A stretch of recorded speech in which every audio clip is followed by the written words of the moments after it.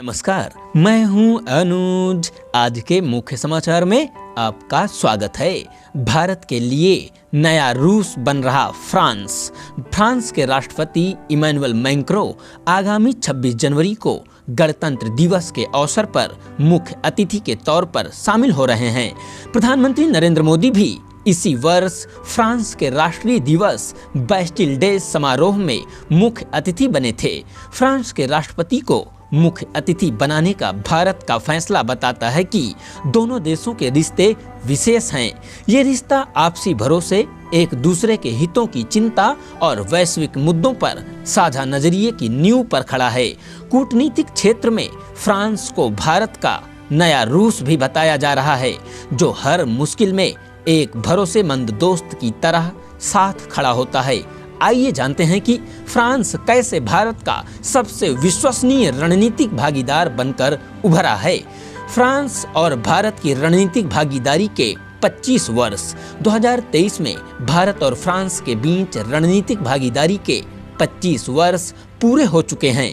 दोनों देश रणनीतिक भागीदारी की स्वर्ण जयंती मना रहे हैं। भारत और फ्रांस के रिश्ते रणनीतिक स्वायत्तता और आपसी सम्मान की बुनियाद पर बने हैं। फ्रांस ने दूसरे पश्चिमी देशों के रवैये की परवाह किए बिना अंतरिक्ष, परमाणु और रक्षा सहयोग के क्षेत्र में भारत के साथ रणनीतिक भागीदारी मजबूत की है। दोनों देश अब नए क्षेत्रों में भी रणनीतिक सहयोग को आगे बढ़ा रहे हैं, जैसे अफ्रीका और भारत प्रशांत क्षेत्र में मिलकर काम करना। भारत और फ्रांस ने स्वच्छ ऊर्जा के उत्पादन के क्षेत्र में मिलकर काम करते हुए सहयोग का विस्तार किया है। बदलती वैश्विक व्यवस्था के बीच आने वाले कल पर नजर। भारत और फ्रांस के बीच संबंध बीते समय की अच्छी यादों तक ही सीमित नहीं हैं। दोनों देशों की नजर आने वाले कल पर भी हैं। दोनों देश भारत प्रशांत क्षेत्र में चीन की महत्वाकांक्षा पर अंकुश लगाने के लिए भी साथ मिलकर काम कर रहे हैं। उभरती अर्थव्यवस्थाओं की चिंताओं और बदलती वैश्विक व्यवस्थाओं को लेकर भी दोनों देशों के विचार मिलते हैं। भारत और फ्रांस रणनीतिक हितों के मद्देनजर अफ्रीका में भी काम कर रहे हैं और विकास के मोर्चे पर अफ्रीकी देशों की मदद कर रहे हैं। नई ऊंचाई पर पहुंचे रक्षा संबंध। भारत और फ्रांस के बीच रक्षा संबंध पुराने हैं, लेकिन 2014 के बाद से प्रधानमंत्री नरेंद्र मोदी ने फ्रांस के साथ रक्षा संबंधों को गति दी। प्रौद्योगिकी हस्तांतरण यानी TOT, हथियारों की बिक्री के बढ़ते आंकड़े, अबाध आपूर्ति का भरोसा और संयुक्त उत्पादन ने भारत और फ्रांस के रक्षा संबंधों को नई ऊंचाई दी है।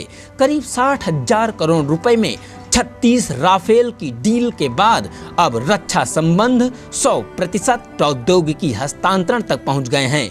दोनों देशों के बीच लड़ाकू विमान के इंजन की डील पर बात हो रही और माना जा रहा है कि फ्रांस इंजन के लिए 100% प्रौद्योगिकी हस्तांतरण की पेशकश कर रहा है।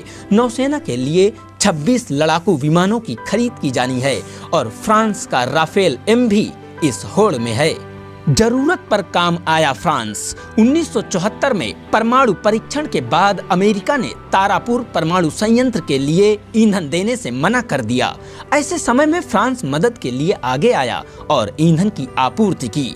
1982 में भारत और फ्रांस ने पहला रक्षा सौदा किया। सौदे के तहत फ्रांस ने भारत को 40 मिराज लड़ाकू विमानों की आपूर्ति की। ये वही मिराज हैं जिन्होंने पाकिस्तान के बालाकोट में आतंकी कैंपों पर एयर स्ट्राइक की थी। मिराज अब भी वायुसेना की ताकत हैं। 1998 में परमाणु परीक्षण के बाद पश्चिमी देशों ने भारत को झटका दिया, लेकिन फ्रांस ने अंतरिक्ष, परमाणु और रक्षा के क्षेत्र में भारत के साथ सहयोग जारी रखा। फ्रांस के राष्ट्रपति इमैनुअल मैक्रों अगले साल 26 जनवरी को गणतंत्र दिवस समारोह के मुख्य अतिथि होंगे। विदेश मंत्रालय ने बताया कि मैक्रों प्रधानमंत्री नरेंद्र मोदी के निमंत्रण पर भारत का दौरा करेंगे। भारत ने इससे पहले अमेरिकी राष्ट्रपति जो बाइडेन को गणतंत्र दिवस के मुख्य अतिथि के रूप में आमंत्रित किया था, लेकिन उन्होंने जनवरी में भारत की यात्रा करने में असमर्थता जताई। माना जाता है कि जनवरी के अंत या फरवरी की शुरुआत में वह स्टेट ऑफ द यूनियन संबोधन देंगे।